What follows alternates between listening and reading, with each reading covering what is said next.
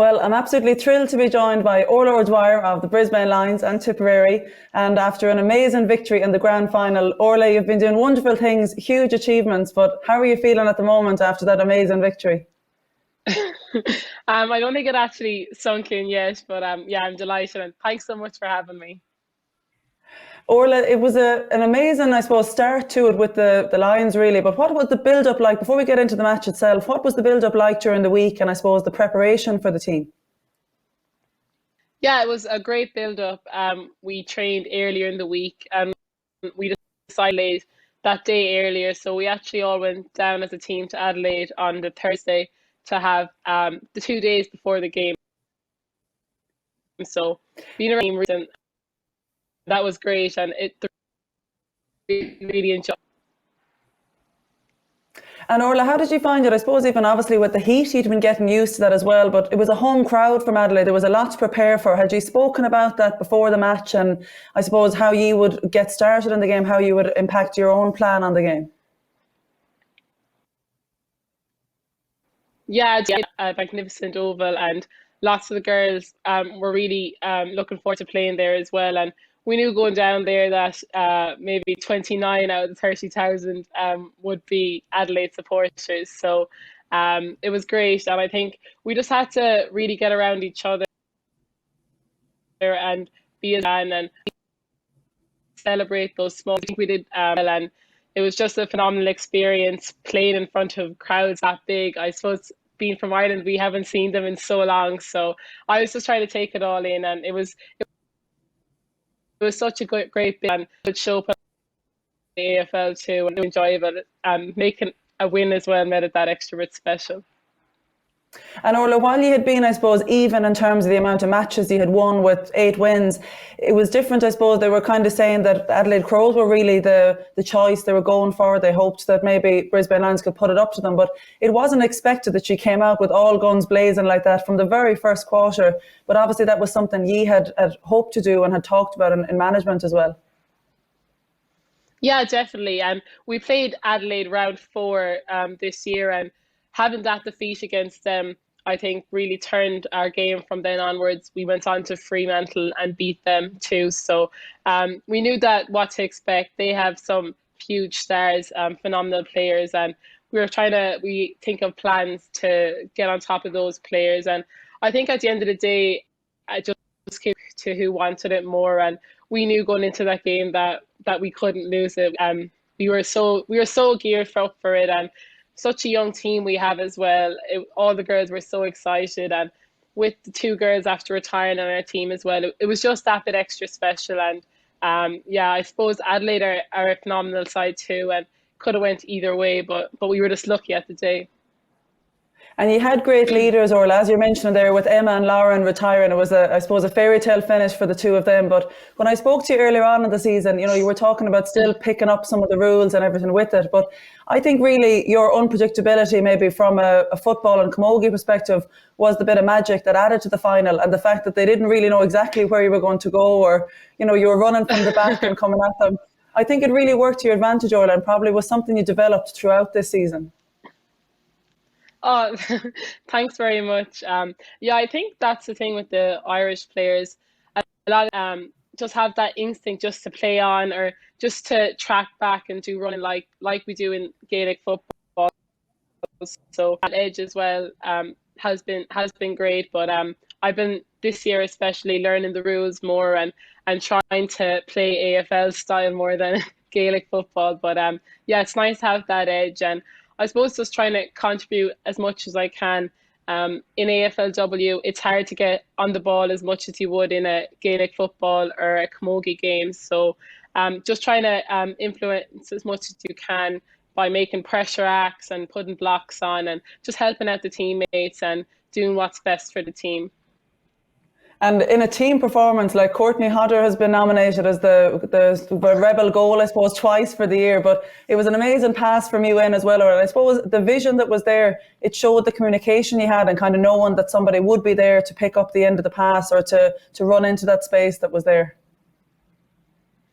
Yeah, definitely. And I think from our game against Adelaide the last time, we quickly learned that they have a very tall back line, and once you launch the ball in, they like to mark them in the sky. So I suppose that unpredictability of just getting it into our forwards long and fast really goes to our advantage.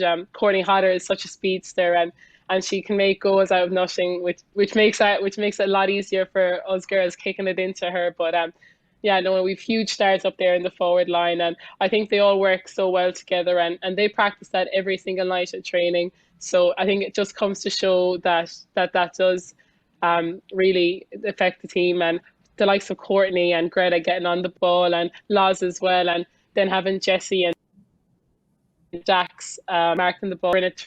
I think it all works so well together. And Orla, what was the pace of the game like, or I suppose even keeping up with it? We were definitely finding watching it, the pace was so high and the standard of play was amazing. But for yourself playing in it from each quarter, were you finding that it was just, 1 minute at a time that you were just looking at it in that way? Yeah, I think once the game initially just started, it was just such a fast-paced game.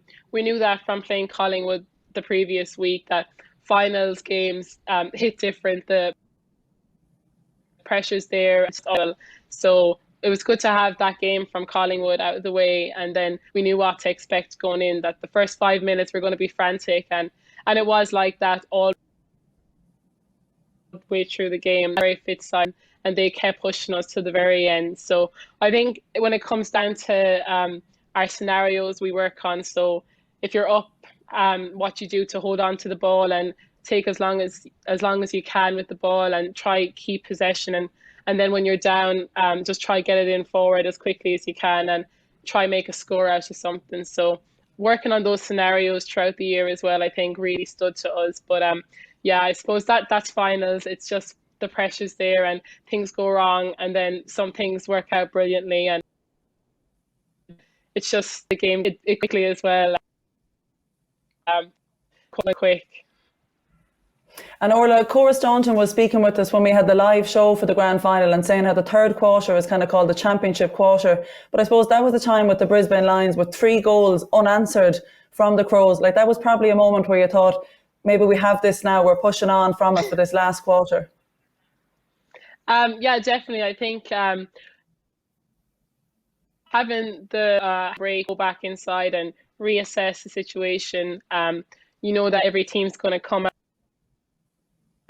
just as hard, if not for that second half. I knew that we needed a quarter, and we knew that Adelaide would stay going to the very end. So yeah, we were lucky to get those goals, and I think our fitness and our strength to keep going really showed in that quarter. If the game can turn and how quickly goals can be got and vice versa. So it was just trying to maintain possession and keep that lead. And Orla, there were a lot of injuries that came out of the match, and serious injuries, I suppose, from it. But from a physicality point of view, did you think it had been upped from the previous games? Like, I know the tempo was upped, but did you feel that physically the tackles were coming in tougher, for every player, that they were really upping at that extra percentage?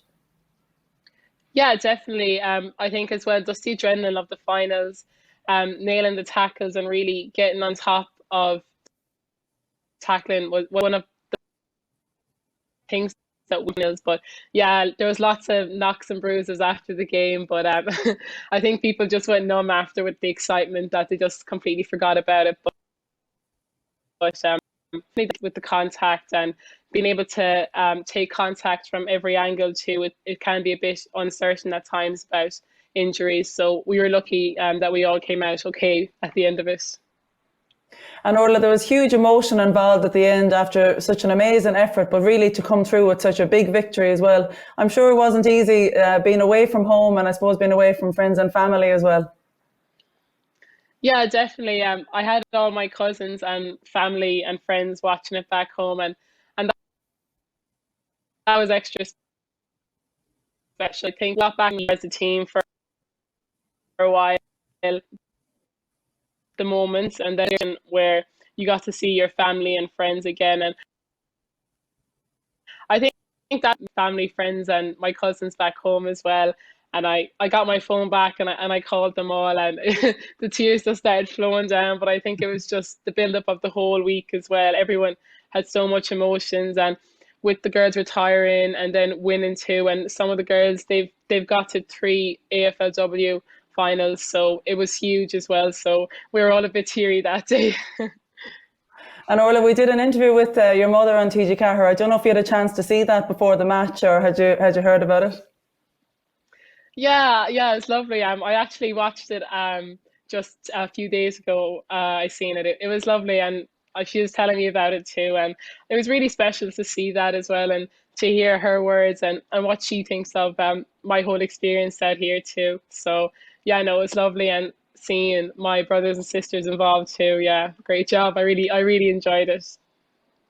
Well, Orla, we're all really delighted for you here, but we have a little surprise for you as well today, because obviously we know it means a lot to hear the good wishes from home. And your mother has gotten so used to doing the interviews with us now that we're hoping she should be able to join us here with you. Thank you for being with us. Hi, Matt. Hi, Urs. I'm surprised you're off. It is an early morning for me. Yeah, it's early. How are you feeling after the victory? I mean, it's been an amazing achievement for the O'Dwyer family. It's been fantastic. We've been flat out on the phone all the time, and not to Orla, because I haven't been able to talk to her since the game. Difference, yeah. The time difference. So it has been fantastic. We've had so much well wishes from everybody. It's been amazing. The amount of interest was just phenomenal, you know. And, you know, Máire, you spoke to us and said how obviously you'd followed the games and ideally you would have loved to have the chance to go and support Orla, but you must be so proud of the achievement of leaving. Orla had to make a tough decision to go out early, I suppose, but from every game, you know, we've just seen how well she's come on, and I suppose how much she's become a star, not an Irish star, but a star in the AFLW. Absolutely. She really nailed it this year. I mean, every game better and better. It was fantastic to watch. She's been, and thank God, injury free. That's the main thing, isn't it?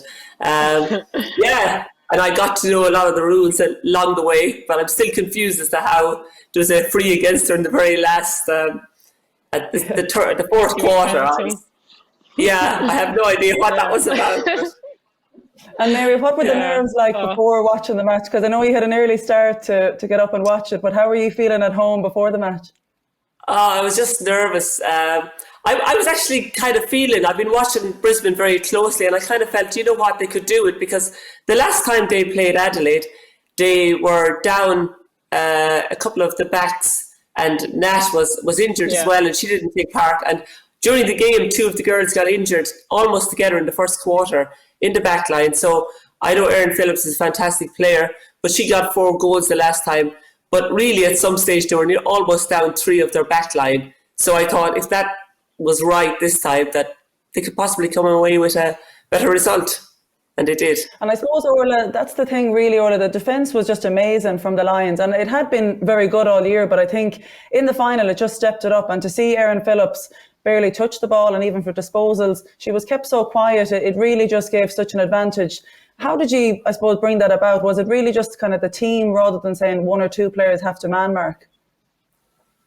Yeah, so in the last game, Erin Phillips got the 4 goals. We got there, which I think kind of deflated us going into the next quarter. So Bri Conan, who's been a super defender all year, and she has been for the 5 years she's been playing, she just stepped up that day and she decided she was going to kind of stay with Erin Phillips and try to keep her as quiet with help around from the other back line too. And even the likes of Kate Lutkins, who won an All-Australian last night at the W Awards, she's been phenomenal as well. And then having the likes of Natalie Grider, who came in the 22 under 22. So there's huge stars back there, and still so young. And Zilks as well, the captain, who's been there.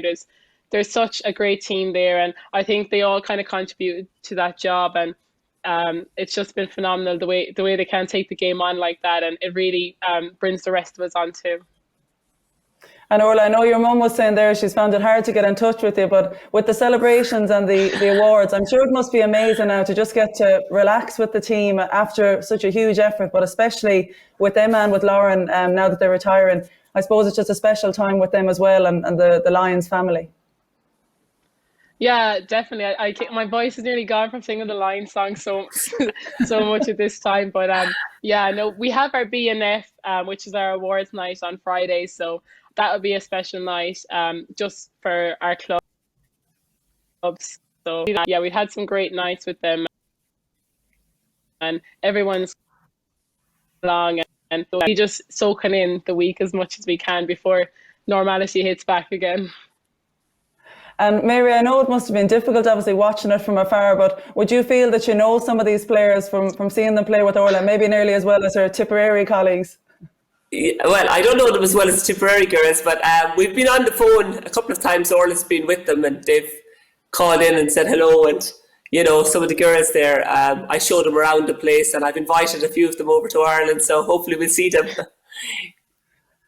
And Orla, you've basically made, I suppose, marked out a path for other players to follow a similar route now, to see that it can be done in only your second season to be coming as a grand final winner. But it took a lot of bravery, I suppose, to make the decision to leave a bit earlier. And I'm sure for flights, have you arranged now for when you might be able to get back, or has there been any update from the club for coming back home to Máire there? Yeah, no, I was delighted to get out when I did, but yeah, no, I'm definitely looking forward to getting back to Tipperary and just getting back to playing camogie and Gaelic football. It's great to see that the league's going ahead fairly soon and they can get back training, which is really exciting. But yeah, I suppose we have a few trips planned in a few weeks, so I'm hoping to return back to Ireland probably end of May time and get back into it. And Máire, when Orla comes back, be any place at all in the house there you'd be able to find to store the medal, or do you think you'll manage to put it inside the house? Oh, I'm sure we'll find somewhere. But Máire, it's been an amazing achievement for Orla, but I suppose we're so grateful for you joining us this morning, because even for the interview you did before the match, it means so much to everybody in Ireland to see that we have such great representation out there. But at the end of it all, it comes back to family, and I suppose how much it means to every individual family. We're kind of jumping on the bandwagon there with the O'Dwyers, but we're really proud of everything that you've achieved. We're looking forward to seeing you back in the Tipperary jersey. So Máire and Orla, thanks so much for joining me, and I hope you enjoy the rest of the week. Thank you. Thank you. Thanks so much for having me. Thanks so much. Thanks, Orla. Slán. Take care, Slán.